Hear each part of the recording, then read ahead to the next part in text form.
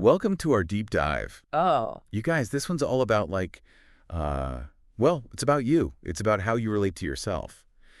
We're going to explore this thing called the high five habit. okay. It's from this book by Mel Robbins called, you guessed it, The High Five Habit. And it's all about how something as simple as like giving yourself a high five in the mirror Mm-hmm. can actually lead to like huge boosts in your self-esteem and your confidence. Hmm. And I know it sounds a little out there, but like, trust me on this one, it gets really fascinating. It's interesting because so often that relationship that you have with yourself is the one that gets overlooked the most. Everybody spends a lot of time thinking about, oh, how am I relating to my boss? How am I relating to my parents? How am I relating to my kids? How am I relating to my partner? But really, at the foundation of it all is, how are you treating yourself? Oh, that's so true. Yeah. And Mel Robbins didn't just like pull this high five idea out of thin air. She actually kind of stumbled upon it during a rough time in her own life. Like she was feeling super overwhelmed, burned out, just like needed a way to kind of snap out of it. Yeah, and this is where the analogy to a marathon comes in. You can imagine yourself, you're running a marathon, you are exhausted, your legs are screaming, and then someone on the sideline gives you a high five. Oh, That's suddenly you get this burst of energy, you're reminded that you're not alone, that you are capable of doing something incredible. it's like that high five is this little jolt of belief. Exactly. Right. Yeah, it's becoming your own cheerleader. You're celebrating your wins, whether they're big or small. And, there's research to back this up. Researchers at UC Berkeley found that NBA teams who high-five more at the beginning of the season ended up with better records. What? Yeah, it's like those high fives created a culture of support and positivity that actually translated into better performance. Whoa, that is wild. Like high fives predicting wins in the NBA. Correct. It really makes you think about how often we actually like celebrate ourselves versus how often we're criticizing ourselves. And I know I'm definitely more on the criticizing side most of the time. Well, it's a common trap, isn't it? We tend to zero in on our flaws, our mistakes, and that inner critic starts to get very, very loud. Yeah. But Mel Robbins points out even she, as a successful motivational speaker, struggled with this. Oh, wow. So if she can overcome it, I think there's hope for all of us. I love that. It's like we all have this mirror face. Yeah. This like look of judgment or disappointment we give ourselves.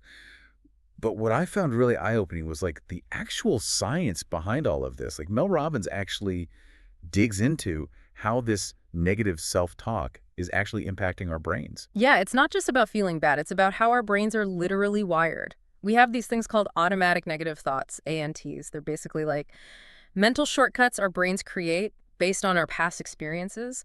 And the more we focus on those negative thoughts, those ANTs, the stronger those neural pathways become. It's like we're literally training our brains to look for the negative. Okay, that makes sense. But it's also kind of scary. It's like we're creating this self-fulfilling prophecy where we're focusing on our flaws so much that we actually start to see more of them. Yeah, and that's where the concept of the reticular activating system, the RAS, comes in.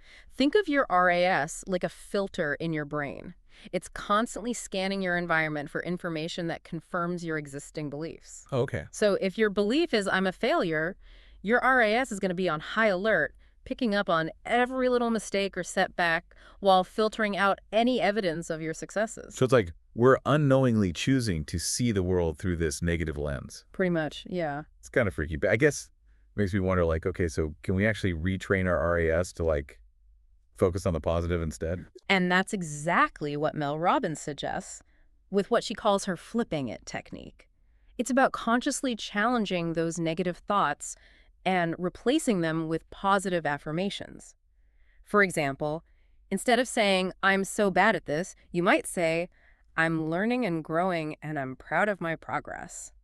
I love that. It's like we're giving our brains new instructions, new Yep. paths to follow. Exactly. And you know what? This whole conversation's making me think about my own mirror face Yeah. and the way I talk to myself. Well, that's self-awareness, right? That's the first step. And once you become aware of those negative thought patterns, you can start to consciously choose something different.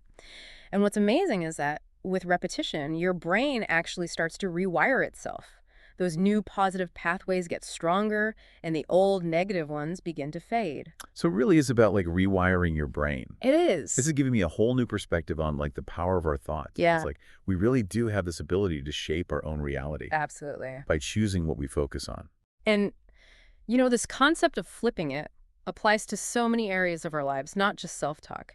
Mel Robbins even talks about how we can use jealousy, an emotion we typically try to avoid, as a guiding force for growth. Oh, that's interesting. Yeah. Because I usually see jealousy as like a totally negative thing. Yeah. But she's making the case that it can be a powerful tool for self-discovery. It's about reframing jealousy. Instead of seeing it as a sign of weakness or insecurity, we can ask ourselves, what is this jealousy trying to tell me about what I truly desire? So instead of getting stuck in that like comparison trap, Right. we can actually use those feelings as a compass to Exactly. point us toward what we really want. Yeah. Sometimes those desires we uncover through jealousy, they can lead us to make big changes in our lives, changes that we might never have considered otherwise. Wow. Okay, so we've talked about high fives, we've talked about self-criticism, the RAS, flipping those negative thoughts, and now even like jealousy as a positive force. My mind is like, whoa. It's a lot to unpack, isn't it? Wow. And we haven't even gotten to Mel Robbins' take on guilt and shame, especially as it relates to women. Oh, She talks about the pressure to be good and how that can lead to people-pleasing and self-sabotage. oh yeah, that resonates with me. Okay. I think a lot of us, especially women, struggle with that feeling of like wanting to please everyone and then feeling guilty when we don't. And that guilt can be so debilitating. It can keep us stuck in patterns that really aren't serving us. But Mel Robbins, she emphasizes the importance of differentiating between productive guilt, which motivates us to make positive changes, and destructive guilt, which leads to self-sabotage. That's a really helpful distinction. That is. I think sometimes we need to give ourselves permission to say no, to set boundaries, even if it means disappointing others. It's about putting yourself first. Yeah, Yeah. like recognizing that it's okay to prioritize our own well-being. And she has this great story in the book where she confronts her fear of disappointing her father by asking him to move his pool table out of her home office. Oh yeah, I remember that story. It was a difficult conversation, but it allowed her to create the space she needed to thrive. Yeah. That's such a powerful example of how setting boundaries can actually be an act of self-love. Absolutely. Like it's about recognizing our own needs and having the courage to communicate them even if it's uncomfortable. It's about shifting from a place of fear and people-pleasing to a place of empowerment and authenticity. And, this ties into another important point that Mel Robbins makes, that motivation isn't always the key to change. That's interesting because I always thought motivation was like essential for achieving anything. Yeah, But she actually says that motivation is garbage. she does. And it's because she argues that we're actually not wired to do things that are uncomfortable or scary. Our brains are designed to seek pleasure and avoid pain. Right. So waiting for motivation, that feeling of excitement or inspiration, often leads to inaction. We get stuck in this cycle of procrastination, telling ourselves, I'll do it when I feel like it, but that feeling rarely comes. Oh, I've been there. I think we've all been there. So if motivation isn't the answer, like what is? How do we actually get ourselves to take action, especially when it comes to things that feel challenging or intimidating? Well, Mel Robbins suggests that action often precedes motivation. It's about taking that first step, even if it's a small one, and trusting that the motivation will follow. So it's about doing it even when we don't feel like it. Exactly. It's like jumping into a cold pool. It might be shocking at first, but once you're in, you start to acclimate and even enjoy the swim. She uses this phrase, 5, 4, 3, 2, 1, as a tool to break through that hesitation and get into motion. Yeah. It's about interrupting those negative thought patterns and taking a physical step forward. Even if it's just like getting out of bed or making that phone call. Yeah, I've heard of that technique. It's like a countdown to action, right? Yeah. But I never really understood how it actually works. It's pretty simple but incredibly powerful. When you find yourself procrastinating or feeling stuck, you just count down from 5 to 1 and then you immediately take action. No overthinking, no negotiating with yourself, just pure decisive action. Oh, I love that. And the more you do this, the more you strengthen that muscle of taking action. Even when it feels uncomfortable, you start to realize that you're more capable than you thought you were. You start to build confidence in your ability to follow through, and that confidence spills over into every area of your life. This is all making so much sense. It's all tied together so beautifully. The high fives, the self-talk, flipping the negative thoughts, reframing jealousy, understanding guilt, and now this 5, 4, 3, 2, 1 technique for taking action. Yeah. It's like a whole new framework for living a more empowered and fulfilling life. It is. And there's one more piece of the puzzle that Mel Robbins explores in her book. It's a concept that ties everything together, the power of belief and manifestation. Oh, I'm so curious to hear more about that. I've always been fascinated by the idea of manifestation, but I've also been a little bit skeptical. Yeah. So how does she approach this topic? Well, she's very grounded in her approach. She doesn't present manifestation as some mystical or magical force, but rather as a byproduct of consistent belief and action. Hmm. She believes that when we truly believe in something, when we focus on what we want, and we take consistent steps toward it, we create the conditions for it to manifest in our reality. So it's not just about like wishing or hoping for something. It's about actively aligning our thoughts and our actions with our desires. Exactly. And she shares a personal story in the book that perfectly illustrates this concept. Yeah. It's about a painting she fell in love with as a young woman, a painting that she believed she would own someday.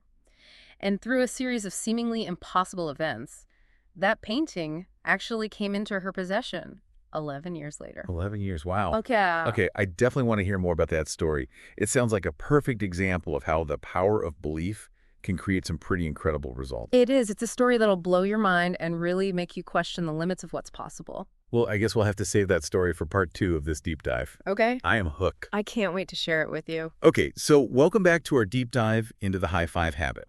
I am so ready to hear the story you mentioned about the painting. It feels like the perfect example of, what we were talking about earlier, like the power of belief. So where does this story begin? So this story takes us back to Mel Robbins's college years. She was at this restaurant called The Mill, and she saw this painting that just totally captivated her. And it wasn't just about like the image itself, it was the feeling it evoked in her. And that's where the belief part comes in, right? Like she had this strong feeling that she would own it someday. Exactly. It wasn't just a passing thought, it was this deep knowing, like a certainty that it would be hers. And here's the thing, before she even graduated, she went back to The Mill just to see the painting again. Wow, so she was actively reinforcing that belief even back then. Like it wasn't just a wishful thinking kind of thing. Not at all. But then, as life so often does, things moved on. She graduated, the years passed, and the painting became, kind of a distant memory, tucked away in her subconscious. But the desire never really went away, did it? No, it was like a seed had been planted, just waiting for the right conditions to sprout. Years later, her husband gives her money for her birthday and suggests she buy something nice for their new home. Well, that's interesting. It sounds like the universe was starting to like nudge her in the right direction, even if she didn't realize it at the time. It does seem that way, doesn't it? Because suddenly that painting comes flooding back into her memory. She remembers that intense feeling of connection, that certainty that she would own it someday. So she decides to go back to The Mill. After all those years, what were the chances they still had it? Right. And of course, things had changed, new owners, no record of the painting. Just imagine the disappointment. Oh, I would have been crushed. It would feel like the universe was playing a cruel trick on me. So did she just give up at that point? Absolutely not. Mel Robbins is nothing if not persistent. She was determined to find the artist, Gall Shepherd. Okay, so we're talking about a real treasure hunt now. This is where it gets exciting. What did she do? She started calling galleries, anyone who might have a connection to Gall. It took time, a lot of dead ends. But finally, she got a lead. This one gallery owner remembered the artist and offered to connect them. Wow, after all that searching, what a moment that must have been when she finally got in touch with Gall. Did she even remember the painting? She did. And this is where the story gets really mind-blowing. When Mel Robbins describes the painting, Gall's stunned. Because it turns out she'd painted 2 versions of the same scene. 2 versions. What are the odds of that? This is like something out of a movie. It really is. And get this. The sister painting to the one Mel had fallen in love with all those years ago was still in Gall's studio. This is where my jaw drops. It feels like destiny, or maybe even like manifestation in action. It's hard to deny the feeling of something bigger at play, isn't it? They arrange to meet, and Mel Robbins finally sees the painting again, but this time in the artist's studio. Oh, I bet that was an incredibly emotional experience after all those years of holding on to that desire to finally see it again. It was a moment of profound connection, a testament to the power of belief. And here's the icing on the cake. Gall offered to sell Mel the painting for a fraction of its actual worth. No way. Okay, this story is officially blowing my mind. It really highlights how, when we hold on to a belief, even through years of seeming impossibility, amazing things can happen. It does, doesn't it? And think about how this relates back to the high five habit. It's about believing in yourself, believing in your dreams, and then taking consistent action, even when the path ahead seems unclear. It's like Mel Robbins high-fived her own belief, nurtured it for 11 years, and the universe responded in kind. What an incredible story. And it's a story with a powerful message for all of us. We all have those dreams tucked away, those desires that feel impossible. But maybe, just maybe, if we nurture them, believe in them, and take consistent action, we can create our own painting stories. Oh, I love that analogy. It makes me wonder, what impossible things might I be able to manifest in my own life if I actually apply these principles? But before I get carried away with my own dreams, let's bring it back to the high five habit. We talked about the power of a high five, the science of self-talk, the RAS, and even flipping those negative thoughts into positive affirmations. And now we have this incredible story about the painting, which beautifully illustrates the power of belief and manifestation.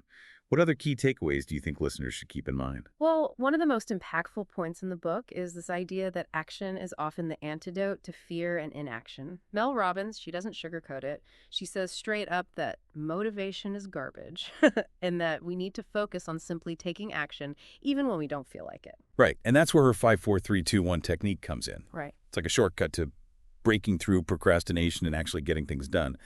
But I'll admit, it always seemed a bit too simplistic to me. Like, how can something that simple actually work? Well, because it taps into our physiology. Yeah. When we hesitate or overthink, our bodies go into this state of stress, releasing hormones like cortisol that keep us feeling stuck. But when we take action, we interrupt that stress response and trigger the release of dopamine, the feel-good hormone that motivates us to keep going. Oh, so it's like we're hacking our own biology by simply moving our bodies. That's fascinating. It is, and the 5-4-3-2-1 countdown adds another layer of effectiveness. It creates a sense of urgency, a momentum that propels us forward before those doubts have a chance to kind of creep in. It's like giving your brain a clear command to move, overriding any hesitation or resistance. I'm starting to see how this all ties together. The high five habit is about building self-belief, flipping negative thoughts, taking action, and ultimately, creating a life that feels aligned with our truest desires. Exactly. It's about empowering ourselves to become the creators of our own reality rather than the victims of our circumstances. That's such a powerful message. And I think it's something we can all benefit from hearing. I know I'm feeling inspired to make some changes in my own life, starting with that high five in the mirror tomorrow morning. I love that. And remember, small changes, consistently applied, can lead to incredible transformations. All right, so as we wrap up this deep dive into the high five habit, I'm feeling like a surge of that, like believe in yourself energy. Yeah. But I think it'd be helpful to kind of distill all of this down into, some key takeaways that our listeners can actually start applying to their own lives. So where should we begin? Well, let's start with the simplest yet most profound action, that high five in the mirror each morning. It might seem silly at first, but it's such a powerful symbol of self-love and encouragement. It's like setting the intention for the day, right? To approach yourself with kindness and support rather than judgment and criticism. Exactly, and as you continue this practice, you'll start to notice how it impacts your self-talk throughout the day. You'll catch those negative thoughts more quickly, and you'll have the tools to consciously flip them into positive affirmations. So it's not just about the physical act of the high five, but the ripple effect it creates in our minds. Right. It's about rewiring those neural pathways and creating a more positive and supportive internal dialogue. Exactly, and here's a practical tip for actually maximizing that rewiring process.